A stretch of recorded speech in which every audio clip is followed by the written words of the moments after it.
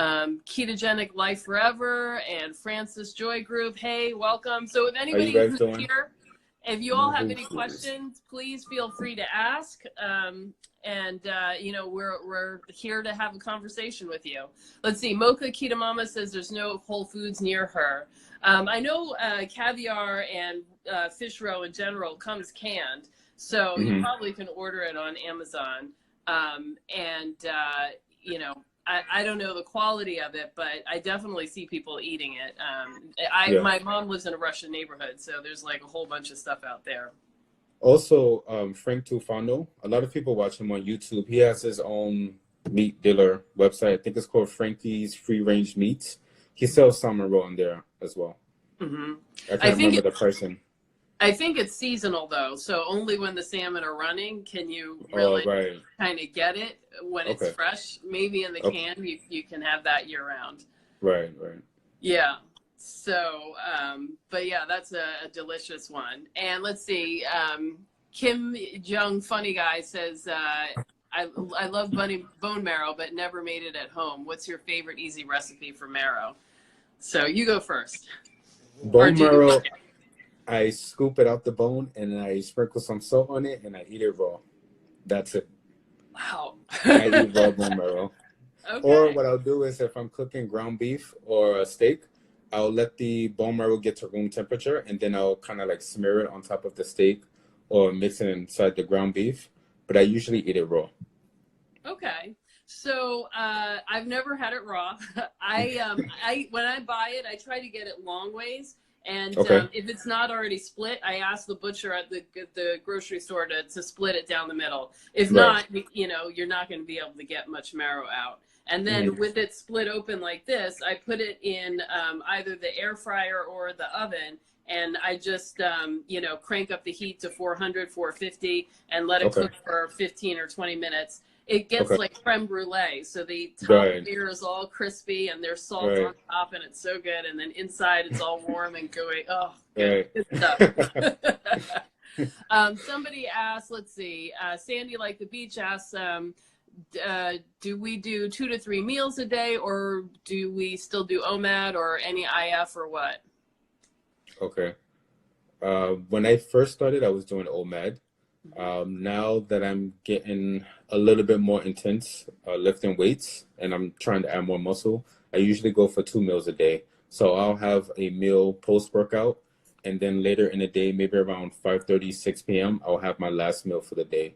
And I find that helps with me. Like if I'm lifting weights, my appetite is much more stronger than it normally is. So I find that 2 meals works best for me. Okay. Yeah, I've never really been able to do 1 meal a day. So, you know, I'm somewhere around 2 or 3 sometimes. But I'm wanting to try to incorporate more fasting. And I want to talk to you about this later, your whole deuterium, because I did listen to Paul Saladino's podcast this morning. So I have a bunch of questions. Awesome. But let's come back to that. And then let's see, somebody asks, Mocha Kita Mama asked how long we've been doing carnivore and is it sustainable long term? I have been on the carnivore diet, I would say at least 1.5 years now, consistently. 1.5 years now. If it's sustainable long term, I believe it is. But I feel like the research really isn't there yet. It's still kind of a new thing as far as it being mainstream. I do know of people who have been on a carnivore diet for 12 plus years, 15 plus years, and they're thriving on it. So I feel like it's something you just have to experiment with for yourself. You know, at least a lot of people recommend 30 days. I say 90 days. Go for 90 days. You're going to find that you're going to go through an adjustment period. Maybe you find foods that you're intolerant to. Maybe you find out that you have histamine intolerances. You're allergic to certain types of meats. Give yourself 90 days to see what you can adapt to. And then from there, just keep practicing it. But whether it's a lifelong practice that is sustainable, I'm not entirely sure about that yet. You know, I think it's premature to say that. Yeah. Yeah. I mean, you know, the studies aren't there. But I kind of think, I don't know what else I would do. You know, the way I was eating that helped me gain 80 pounds was really bad. And, right. you know, keto had some benefits, but now having gone carnivore, I have exposed a bunch of the intolerances that I have. So it's like, you know, once I completely cut out dairy, I did that in March, and I haven't used my asthma inhaler since. So, you know, that was so huge and so transformative that, you know, sometimes I like want to go and have some cheese, or I think, oh, you know, the pork rinds that have the jalapeno and cheese, it should be fine. But then I'm like, I really don't want to use my inhaler. Like, that's actually a pretty big deal.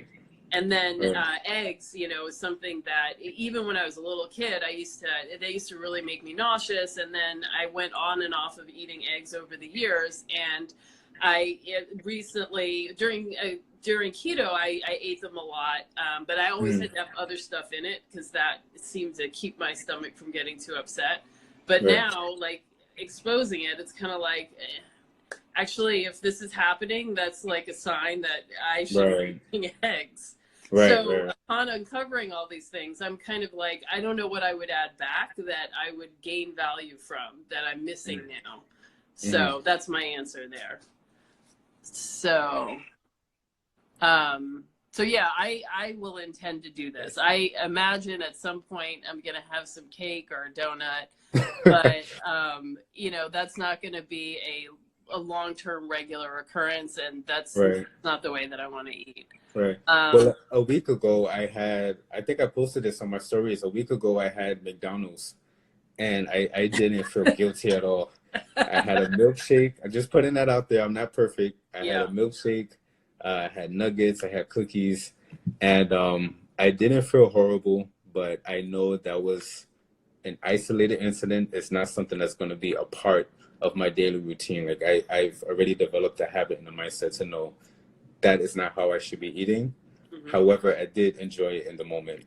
Yeah, well, of course you did. Every now and then I will add ketchup to my ground beef, which is just terrible, but you know. Let's see. We have, okay. Kim Jung Funny Guy says, we're beautiful people, and thank you. Yes. Let's see. Mocha Keto Mama says she did 30 days, but went back to keto and it was bad. And now she's trying for 100 days. Yeah, I think what happens is you uncover these things that, you know, you just kind of didn't notice before. I mean, once you start feeling 100%, like, why would you want to go back to feeling 85%? Like, you know. One thing that I've noticed, and other people have noticed as well, is if they start on a carnivore diet and then they realize that by omitting certain foods, they feel much better. They don't have the same, you know, allergic responses. And then there's others who start the carnivore diet and they're realizing now that they're stuck to these certain foods.